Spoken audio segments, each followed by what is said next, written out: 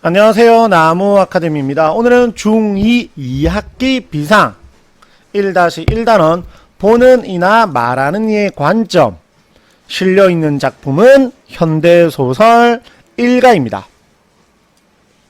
학생 여러분들께서는 문제 유형을 알고 계셔야 됩니다. 해당 단원에서 어떤 유형의 문제가 자주 출제가 되는지를 정확하게 기억하고 있으시는 게 중요하다는 것입니다. 자, 방금 제가 해당 작품은 현대소설이라고 했죠. 즉 소설입니다. 소설의 문제 유형을 간단하게 두 가지, 조금 디테일하게 한 가지를 더 추가, 이렇게 총 세 가지로 정리를 할 수가 있는데, 실제 학교 기출 문제, 어디 뭐 자습서, 평가 문제집, 시중에 판매되는 문제가 아니라 실제 해당 출판사를 사용하는 학교에서 치루었던 시험의 기출입니다. 한번 볼게요. 1번 지문이 이렇게 나와 있었고 앞에 지문이 있었고, 1번 윗글에서 확인할 수 있는 내용으로 적절하지 않은 것은 아저씨는 나의 첫인사에 만족하지 못했다.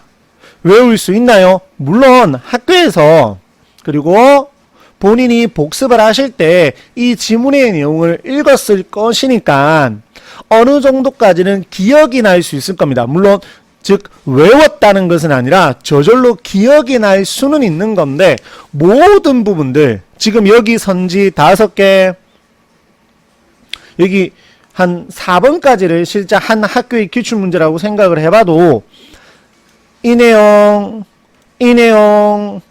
전부 다 기억할 수 있나요? 혹은 또 이 내용 기억할 수 있나요? 절대 전부 다 기억은 하지 못하겠죠. 그러면 어떻게 해야 될까요? 여러 번 정독을 많이 해 두시면 이 1번 내용이 어디에서 확인이 될 수 있는지 전체 흐름을 파악할 수 있고, 그것을 통해서 빠르고 정확하게 정답을 찾을 수가 있다는 것입니다. 그리고 이러한 문제 유형을 내용 일치 유형이라고 합니다. 아마 지금 이 출판사 영상은 끝까지 쭉 저랑 한번 보시게 될 건데, 일가 말고도 모든 단원에서 제가 자주 출제가 되는 문제 유형, 아니 자주 출제가 되는 것이 아니라 무조건 출제가 되는 문제 유형을 알려드릴 테니까 꼭 기억하고 있으시고, 그 첫 번째가 바로 내용 일치였습니다. 무려 지금 3번까지가 전부 다 내용 일치이거든요. 그리고 두 번째 문제 유형 바로 4번에 직접적으로 이 얘기를 했습니다. 서술상 특징입니다. 가장 간단하게 말을 하면 1인칭 주인공 시점, 1인칭 관찰자 시점, 3인칭 관찰자 시점, 3인칭 전제적 작가 시점, 이렇게 네 가지로 나누는 것인데, 여기 세 가지 보시면, 또 두 가지 보시면 확인할 수 있겠죠. 작품 속의 서술자가 자신의 심리와 대상에 관한 생각을 자세하게, 그럼 작품 소개라고 했으니까 몇 인칭이죠? 1인칭이고, 자신의 심리와 대상이라고 했으니까 좀 애매하기는 합니다. 자신의 심리라면 1인칭 주인공인데, 대상에 관한 생각이라고 했으니까 대상을 어떻게 관찰해서 대상 중심이라기보다는 주인공이 대상을 관찰한, 그 대상에 관한 이야기를 생각을 한다라고 했으니까 1인칭 주인공 시점이겠죠. 여기 있는 서술자가 모든 것을 알고 전달한다라는 것은 바로 전지적 작가 시점에 관한 설명이 되겠죠.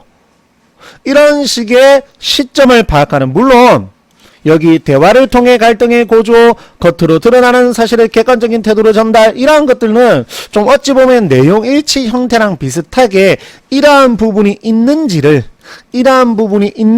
확인하는 것이겠죠. 어찌되었건 이러한 문제 유형을 서술상 특징이라고 하고, 그러면 정리하면 내용 일치, 정독을 여러 번 하셔야 되고, 서술상의 특징, 개념 이론을 알고 계시고 해당 작품에서 사용되었는지 확인할 수 있어야 되는 것. 그리고 쭉 내려가 보시면 없을 수도 있습니다. 지금 일일이 설명 안 하는데 전부 다 내용 일치와 서술상의 특징입니다. 서술상의 특징 시점이라고 했으니까 대놓고 찾으라는 거죠. 윗글의 내용으로 보아, 내용 일치죠. 없죠. 제가 말씀드리려고 했던 마지막 하나 남은 디테일하게 혹시나 학교에서 출제가 된다라고 한 거 나와 있습니다. 23번에. 즉 23번까지 오는 동안 보세요. 어우, 대놓고 10점 나와 있죠? 서술상의 특징과 내용 일치죠? 내용 일치 유형에다가 마지막 하나 단어 뜻입니다.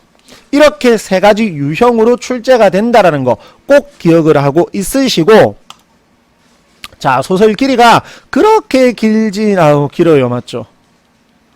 길어요. 설명된 부분들 뺀다 하더라도 학생 여러분들 입장에서는 너무너무 짜증이 날 만큼 매우 깁니다. 하지만 아까 말씀드렸듯이 무조건 내용 일치 유형은 출제가 되므로 최소 3번 학교에서 읽은 거 혹은 학원 다니신다면 학원 선생님과 함께 읽은 것 제외하고 3번입니다.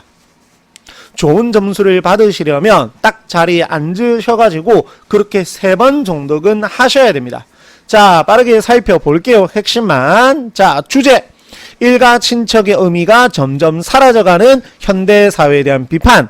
서술자는 청소년이네요. 청소년 서술자의 시선으로 가족 이기주의가 만연한 사회상을 비판하고 있는 작품입니다. 글의 짜임은 발단, 전개, 위기, 절정, 결말인데 매우 중요한 거 역순행적 구성 방식이 나옵니다. 역순행적 구성 방식이란 시간 순서가 거꾸로 가는 겁니다. 일반적으로라면 간단하게 어제, 오늘, 내일 이게 순행적 구성 방식이라면 역순행은 오늘, 어제, 내일 이런 식으로 시간 순서가 뒤죽박죽으로 되어 있는 것을 거꾸로 흘러가는 것을 역순행적 구성 방식이라고 합니다. 여기서는 구조라고 표현을 했죠. 그 다음 여기 볼게요. 작품에서 보는 이, 말하는 이 무슨 말이냐. 여기 있죠.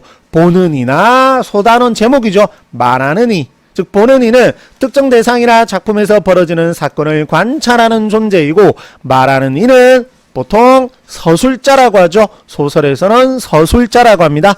이야기를 읽는 이에게 전달해주는 존재입니다. 자, 보는 이와 말하는 이가 동일한 존재일 수도 있고 전혀 다른 존재일 수도 있습니다. 즉 같은 대상이라도 보는 이와 말하는 이가 누구인지에 따라 아까 서술자 여기서 누구라고 했었죠? 청소년이라고 했었죠. 그럼 얘가 서술자니까 말하는 이고 얘가 보고 있으면 보는 이죠. 일치된다라는 거죠. 일치되지 않을 수도 있다라는 거죠. 만약에 전지적 작가 시점이라면 말하는 이와 보는 이가 서로 다르다라는 거죠.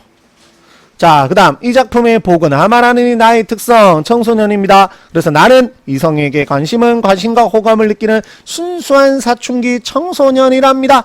꾸밈없이 자신의 이야기를 들려주고 있습니다. 자, 그 다음 이제 봅니다. 아저씨의 행동을 보고 이러한 심리. 기분이 나쁘죠? 겁을 먹었죠? 그것도 간첩으로 무서워서 비명도 지릅니다. 이러한 심리. 그 다음 그러한 또 관찰의 대상이었던 아저씨를 대하는 엄마와 아버지의 상반된 태도. 엄마는 걱정을 합니다. 못마땅해 한다는 거죠. 그러나 아버지는 아저씨를 반갑게 맞이하고 나에게 아저씨께 예의를 갖출 것을 요구합니다. 이러한 상반된 태도. 그 다음 아저씨를 받아들이는 가족들의 태도. 그럼 아까 나 무서워한다 했죠.